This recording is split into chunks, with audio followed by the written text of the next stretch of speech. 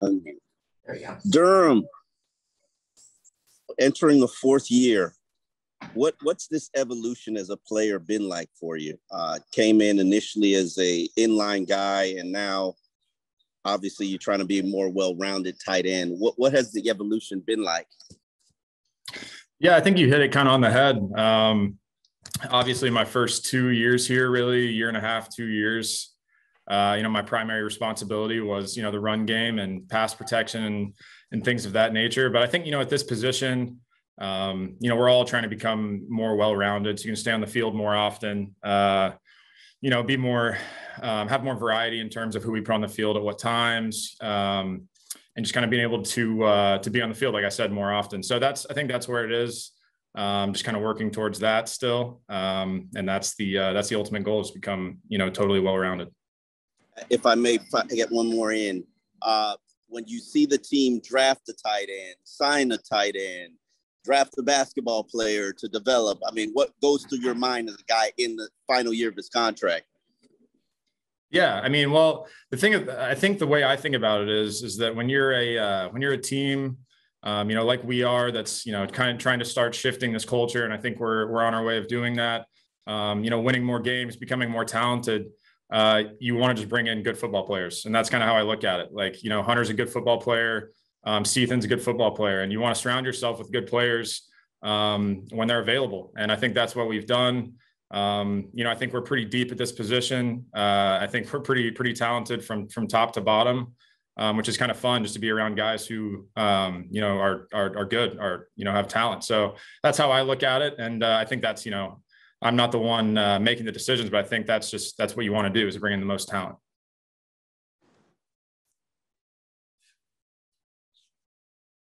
Barry? Hi, Durham. Good to see you. There were obviously 4 players who've done a very good job from the same draft class, with you, Gesicki, Baker, Sanders, going into your last year. Sanders got the extension a few months ago. Would you like to get an extension at this point? Has your agent discussed it with the team? That's something that, the classic, leave it to them to discuss. That's the classic thing. I love it here. I love the team. I love playing here. And that's really, that's what I'll say to anyone asking that. I obviously don't have a hand in a lot of those things. I just enjoy playing here, enjoy the guys, enjoy the culture and stuff like that. So that's how I respond to, when anyone asks that, when my mom asked that. So. Thank you. Safid? Durham, why is Mike giving you a hard time about your confidence and supporting you? Why is he haggling you on social media every day, man? Well, that's, I deal with that every day. So that's you guys are seeing it now because it's on social media. I deal with that every day. I'm actually staying with him right now for these couple of weeks. So he was actually right next to me on the couch when he did that.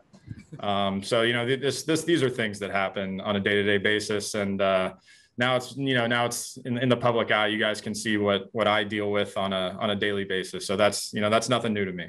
Wait, what's it like? What's it like being Mike's roommate, man? Oh, it's pretty solid. We have a pretty good rapport, with each other. It feels like we've been roommates for the last really 3.5 years at this point. So we're pretty used to each other. So we don't have too many issues there. Listen, Mike's going to accuse me from wanting to get clicks, but if you really hate him as a roommate, you could tell us. Well, the thing is that I don't pay right now to stay with him. So I'm not going to say one negative thing or else that might change. So that's really where this is coming from.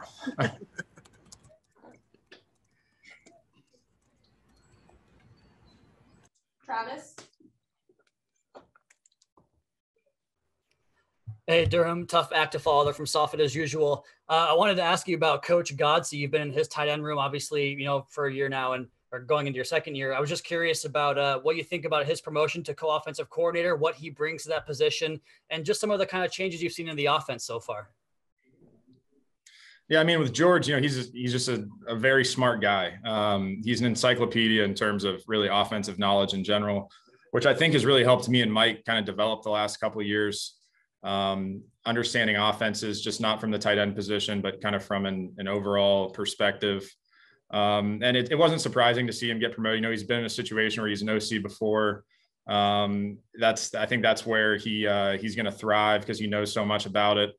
Really both the guys that are there, George and E, I mean, they're doing a great job. I've been with them the last 3 years. They've done a great job for the last 3 years. So I think it was very deserving for the both of them. And, I think the offense is still coming together at this point. It's so early. We're kind of working on, techniques and such, and, just kind of getting out there and running football plays, which, a football play is a football play. So I think we're still developing that, but I have a ton of faith in those two guys.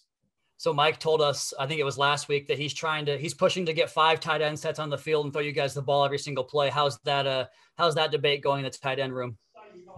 Well, listen, I'm going to say the same thing. We're both pretty big supporters of the tight end. I don't know what you want to call it, tight end wave, tight end position in general. So yeah, if we can do that, I'd be a full supporter. I can play running back. I know Mike said you don't want to see me carrying the ball in the backfield, but I can. So we'll keep pushing for that. And percentages are unlikely, but we'll keep pushing. Great. Thanks, Durham. Yeah. Omar and then Safed.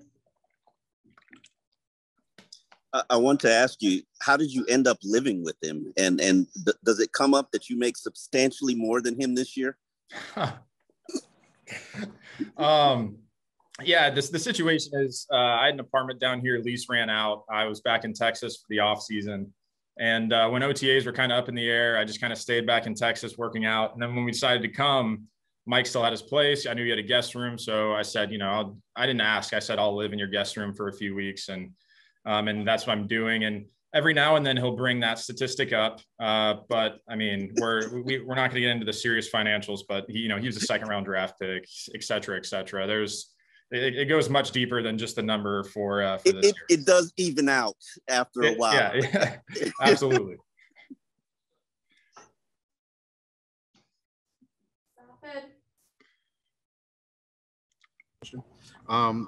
I wanted to ask you, Travis Kelce didn't name himself, but he named Mike as one of the top 5 tight ends in the game right now. I guess, what do you think about that? And maybe you have to continue saying something nice so you can continue paying, living rent free. Yeah. In all honesty, I think it's deserving.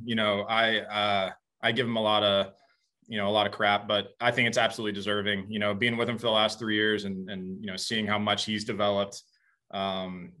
I don't know if everyone sees that, on a weekly basis, but I do. And I think he is a top 5, tight end in this league. And the things he can do in terms of changing a game are impressive. And it's cool to see, a guy like Travis, who's been established as one of the best in the game for so long, give him some credit, because it's definitely deserving. Hal? Hi, Durham. In all seriousness, what is it like for you to have gone through these past several years with Mike to, lean on, to bounce ideas off of? It seems like you see one of you guys, you always see the other. So what's it been like? I mean, in all honesty, it's been great. To have someone that's not only in your rookie class, but in the same room as you, who's going through, the same things you are from the very beginning. It's been really cool. And like you said, kind of in the off seasons and, through the years, we have bounced a lot of things off of each other in terms of, what we do well. And I think to an extent it's helped both of us a good amount. So I think that's been really nice for me personally. It's just been fun. It's been fun to have somebody to kind of grow with in this league for the last, 3.5 years. Now, I know you can't say anything negative about Mike, but I'm going to put you on the spot. Tell us one thing about Mike that we don't know that we should know. Wow, there's just so many.